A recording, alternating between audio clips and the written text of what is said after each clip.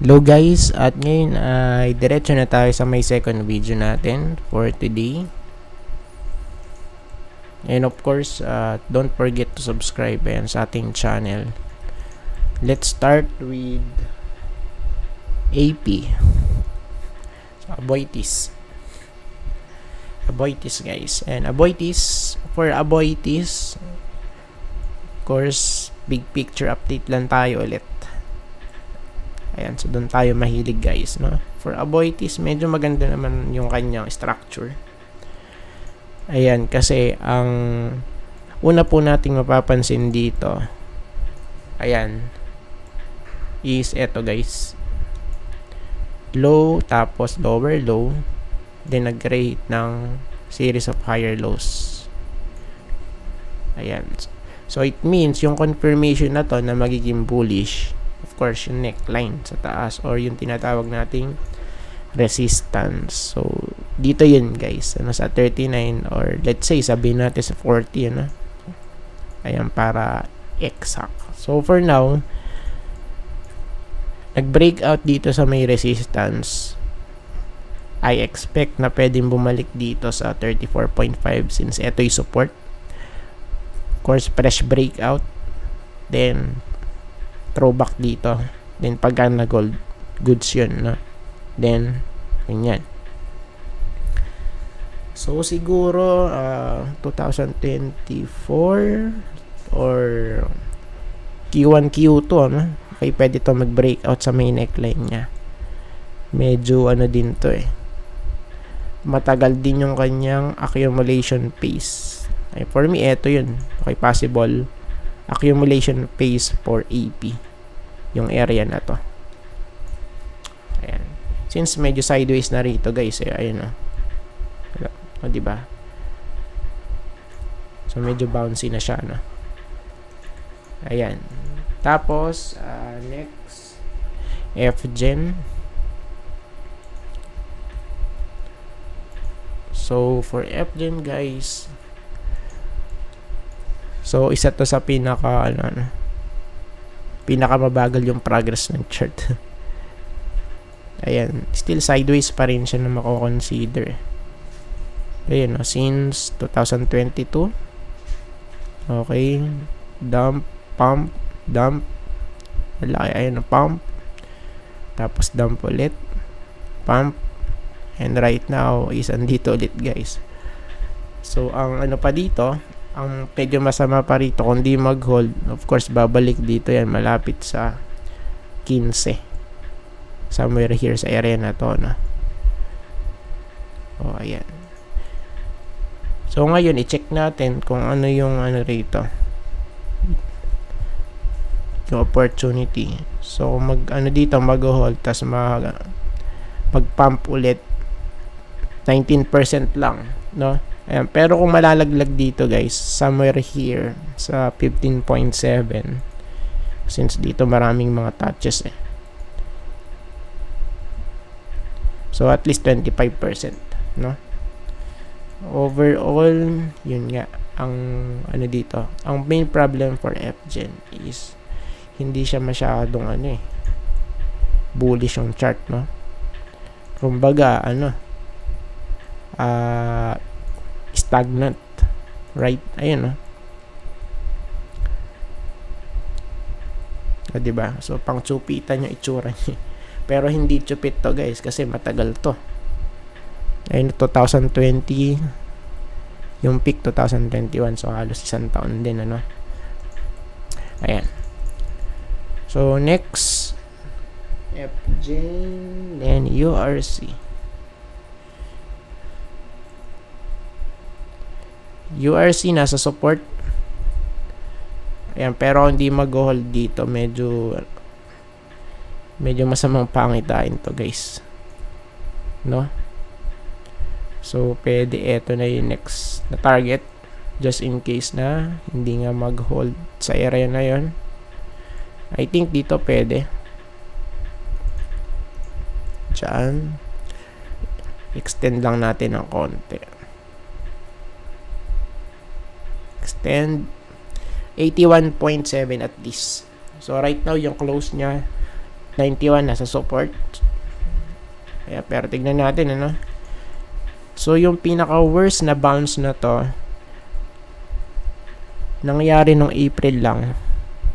So, ilang percent ba to? From here,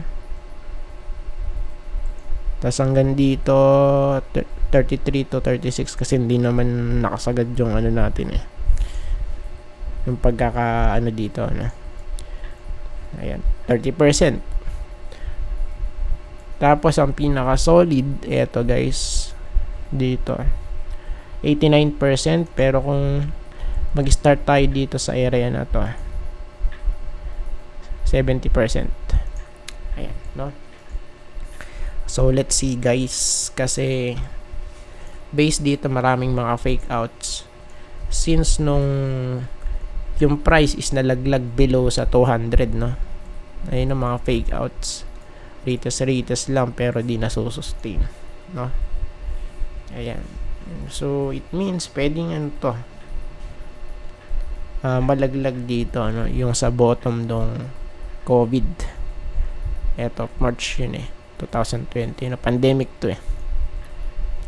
Ayan, tapos biglang nag-sharp recovery. B-shape recovery na tinatawag na for URC. Ayan, next. Hindi ko makakita. Meralco to, MER. So for this one, Meralco, yes, nag-breakout. So I think konti lang yung nakakapansin dito for ano, no, for Meralco guys. Ang karaniwang pansinin or yung trending ngayon yung ASIN saka Converge eh, no? For Meralco, parang dito nagte-trending eh, no? Okay. Saka yung plus. Ayan, palagi nagte-trending yung tatlo na yun. Yun nga lang, eto, wala. So, hindi siya napapansin guys for Meralco. Pero, speaking of chart itself, solid to.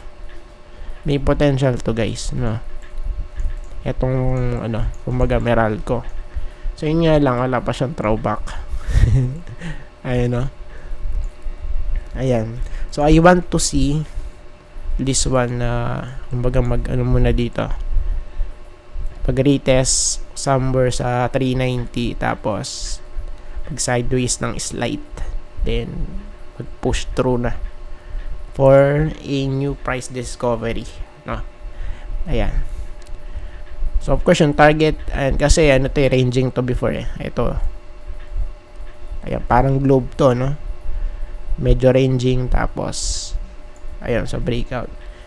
So, base dito, yung target natin, at least, ito, 537. So, ilang percent yun? From here, tapos hanggang dito, 36%. Of course, hindi na masama, ano? Kung i-compare natin sa iba, kasi, yung iba naman kasing mga chart eh talagang risky kumbaga, no? So for ano, for MER, ito kasi well established na to eh, na company, ano?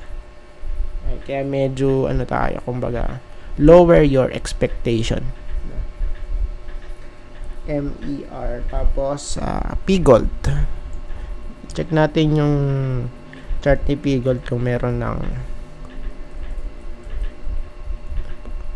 progress. Laggard din to eh.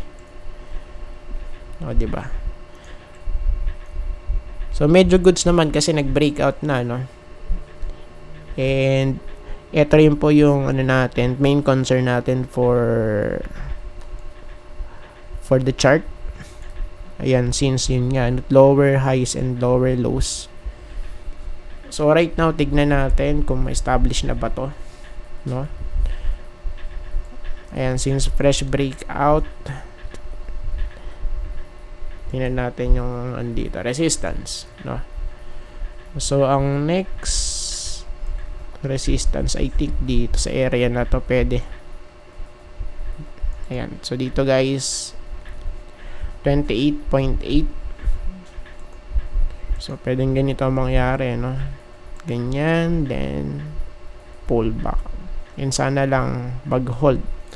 So what if kung hindi mag-hold? Of course, pwedeng dito yan.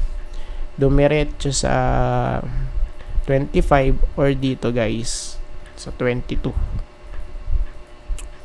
Ayan, since hindi pa naman talaga to hindi pa siya actually bullish. Still, ayan lower highs and lower lows. Bearish pa to guys, of course. Ayan, save. Tapos, last, hindi ko makita. Security Bank. SecB guys, SecB. Security Bank. Bearish din yung chart na to guys, from 2017, hindi maganda yung performance. Ayun, okay, pabagsak ng pabagsak. Compare sa iba na medyo, naman, kumbaga, laggard, pero ranging, at may progress ng pakonti-konti. So, ang karamihan, ganito yung itsura. Ganyan. Okay, tas, sobrang tagal, Okay. So, ito naman, pabagsak guys. Since, 2017. Ayun, ganyan,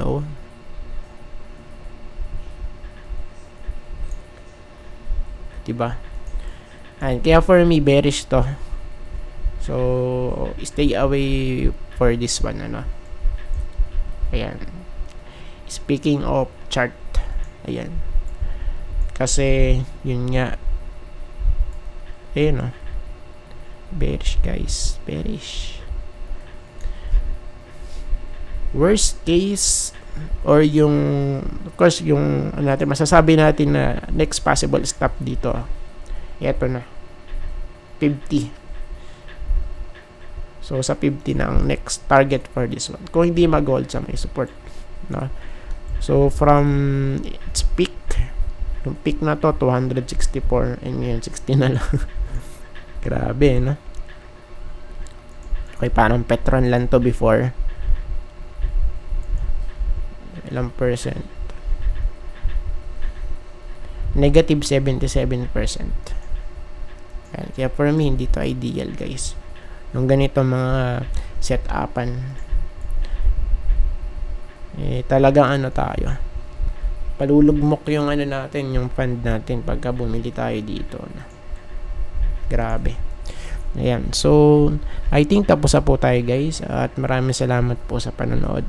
See you po sa next video. Bye-bye and God bless.